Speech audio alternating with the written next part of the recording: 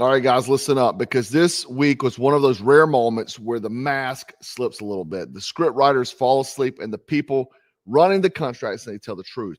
When Jasmine Crockett, yes, that Jasmine Crockett, suddenly starts throwing shade at Dominion voting machines, that's when you know someone at Democrat headquarters tripped over the server cable. That's when you know the narrative control room had a power outage. All right, check it out. Listen to her. One of his friends has purchased Dominion. So it's going to be really important for us to educate all states that we can to make sure that their Secretary of States are like, we don't want the Dominion machines, because I personally believe that that ally purchased Dominion so that he could potentially play with the machines, because we know that they're trying to cheat by changing the lines for the midterms. And I think that they're trying to solidify their cheat potentially with the voting machines. Man, this woman has spent years screaming that questioning an election is extremism, that the machines are flawless, that everything is secure, and that you are crazy for asking questions. And now she's tweeting like she just joined the 2020 audit Telegram channel. Amazing, man. Predictable. And it sets the tone for everything we're about to break down, okay? You know, Jasmine posted this. What's sad is Fox News viewers still believe the election was rigged by Dominion. Ma'am, Dominion sued Fox for almost $1 billion. The case is still fresh. The ink on the settlement isn't even dry. What are you doing? That is what happens when politicians gaslight for so long. They forget which lies were approved for public consumption. They lose track of the script. And when a Democrat starts questioning the machines they defended like Holy Scripture for 4 years, that tells you everything you need to know. They're worried about something coming, and I'm ready for it. Now, this week, it didn't stop there, okay? Things are getting crazier and crazier, but this week, you know, SNAP has been a major thing because the government shutdown and so on. But what we have now figured out is that there's been 500,000 SNAP recipients double dipping, getting double payments, and 500,000. And then 186,000 of them are dead people still receiving benefits, still apparently out there buying groceries. Zombie apocalypse? No, just the United States federal government. Man, I thought Doge was supposed to handle this kind of stuff, right? Brooke Rollins just confirmed it, says every recipient now has to reapply and prove eligibility. Thank God. Here we go. When I was sworn in, which was earlier this year in February, the very first thing I did was send letters to every single state in America and said, never before has the federal government asked for the data, but it is a new day. President Trump is the president. We know there's a lot of fraud. We need to help partner with you all to figure out how to make sure that this money and these benefits go to those who truly need it and not rife with fraud and corruption. 29 states, mostly the red states, responded with their data sets February, March, April. So the numbers that you're talking through, those are numbers that we have been collecting and analyzing since early summer, late spring. Okay. The fact that this spotlight shined on SNAP has allowed us to talk about it. But here's the most unbelievable news I have really just over the last few days, that 5,000 dead people, that was just 1 month. The number is closer to 186,000 deceased men and women and children in this country are receiving a check. Now, that is what we're really going to start clamping down on. 500,000 are getting 2. But here's the really stunning thing. This is just data from those 29 mostly red states. Can you imagine when we get our hands on the blue state data, what we're going to find? It's going to give us a platform and a trajectory to fundamentally rebuild this program, have everyone reapply for their benefit, make sure that everyone that's taking a... Good luck proving anything when you've been dead since 2014, right? This is the kind of systemic rot you get when the government becomes a giant vending machine with no lock on the side of it, right? Fraud isn't an accident. It becomes a business model. But don't worry. While this is happening, your government is very busy fighting to block the Epstein files. Great priorities. Great priorities. Anyway, some other serious news is being underreported is that And speaking of competence, Russian military spy ship rolled up miles off the coast of Hawaii like it was checking in for a sightseeing tour. Not in the distance, not floating out in the middle of the ocean, right? Right off of our shoreline. The Coast Guard says they're actively monitoring it, which is federal language means we see it and that's all we're going to do. We let them know we saw them. Good. Foreign adversaries are running reconnaissance on our coastline while our government fights over snap, fraud, Dominion tweets, and who gets to hide in the Epstein files. If you're on the run and you need to hide, jump in those Epstein files. They'll never find you. But this is what happens when your ruling class is more focused on optics and operation. Now, this is where we get into the real nuclear core of the whole week. That's Epstein bombshell. I did a video another night, right? Lots of declassified emails are surfacing showing Epstein coordinating various things. Okay. Now, one big one is that he coordinated girls, obviously, and we know this, with Bill Clinton. Bill Gates, who just was up there having a luncheon with Melania and Donald Trump, Gordon Brown, Woody Allen, Peter Thiel, Palantir, the one that is trying to build the new MAGA, is he's the guy who built JD, the man that they call JD Vance. It's not his name, but the man we call JD Vance. And I thought he was gay, but apparently at one point he liked girls. Bill Burns, guess who that is? You know who that is? The CIA director, former. Harvard elites, the Sultan of Dubai, JP Morgan.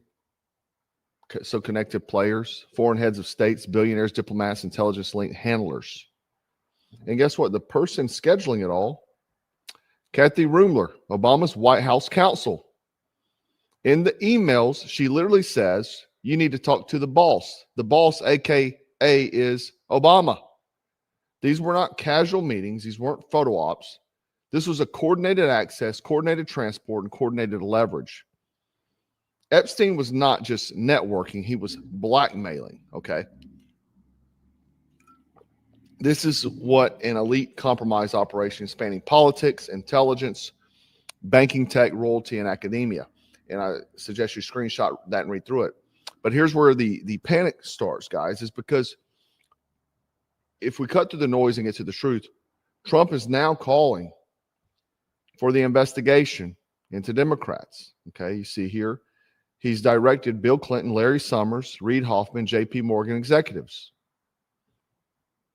And what I say to that is, good. They should be investigated. They should have been investigated years ago.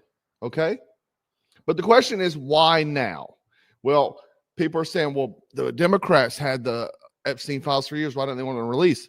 Well, because it's going to blow back all over them. Okay. But the problem I have now is that why only after emails have been cherry picked where Trump's name is referenced? Why only after Democrats try to weaponize Epstein against him? Why only once the pressure hits his circle? If justice mattered, this wouldn't be happening in 2025. This would have happened in 2017. You don't wait 8 years to go after the pedophiles. You go after them immediately. But here's the part the media left and right don't want you to hear. Democrats are blocking full disclosure outright. I'll say this tonight, and I think this is a shame to a lot of the Hill Press Corps. I'm not going to name any of you by name, but I haven't seen many stories written yet about the fact that we put the discharge up for unanimous consent on the floor tonight. The Republicans, the Speaker, and the Republicans asked for unanimous consent to just go ahead and pass the discharge because I think it's a moot point. The Democrats objected to the unanimous consent. Nobody's written a story about that. That's stunning to me. How can you miss that? If it was about transparency, if it was about full disclosure, there's two questions you should ask every Democrat in the House and Senate. Why didn't you bring this up during the 4 years of the Biden administration when the Biden DOJ had all these records the entire time? Nobody ever said a word about it. They didn't. Because they're all in there and going back to AKA the boss, Obama. Care. Now it's the biggest thing in the world. Didn't matter at all when Joe Biden had the files. And secondly, if they're for transparency and they really want all this to be out and there's such this urgency, then why did they vote down the unanimous consent to pass the discharge? So Democrats blocking full disclosure outright. Now, Tim Burchett tried to drop the files via a unanimous consent decision. Democrats blocked that instantly. Listen to him. To release the Epstein files? Yeah, that's why I just put a bill up. I just tried to move it ahead because what you're seeing right now is what exactly is going to happen, going to continue happening. Everybody's going to pull little piecemeal portions. Sorry about that. I got to animate. I'm Southern Baptist. They're going to pull portions of it out, and they're going to try to fit their own little narrative. Both sides are going to do it. You all know it, and you're all going to feed upon it. Let's just get the dadgum bill out. Let's vote it out, and the Democrats oppose me on it. And it's stupid. It's all about politics. It's not about taking care of young ladies who got abused, and we should take care of them. But there's a process in place. The Democrats have had it for 4 years and didn't do a dadgum thing. And you know if Trump was in that thing, Biden, the rest, and Kamala Harris, I mean, he's the Antichrist to them. They would have already had it out. What you got? I was going to ask about health. So I do believe that, you know, they're cherry picking what Trump is involved in. But, you know, not that we've seen anything exactly incriminating. It's just much more that even the connection. We knew he was friends. It's not something new. Okay. And whether he knew, it kind of seems like from the emails, he knew something was going on. He told him to knock it off or what have you. But this is still not a good look. Now, the Democrats, they know what's inside. They had the files. And Tim Burch is right. If they had something damning on Donald Trump, it would already be out there. What they're trying to do is kind of pressure him and blackmail him, I think, at this point in time. But also because a lot of his investor buddies are involved with Epstein and maybe in a criminal aspect, and he's trying to protect them. Okay. Democrats know what's inside. They know the fallout, and they know the donor class is exposed. But again, Republicans are not innocent either. After the White House, right? Trump's White House pressured, I talked about this yesterday, Lauren Boebert and Nancy Mace to withdraw their signatures from a petition that would force the DOJ to release the files. Both refused to do so, which is crazy, but I guess both of them did. I didn't think Nancy Mace would, but apparently she refused to. Meaning Republicans weren't exactly racing to release everything either. Because the truth is, man, Epstein wasn't a Democrat problem. He wasn't a Republican problem. Epstein is an elite problem. See, that's the problem.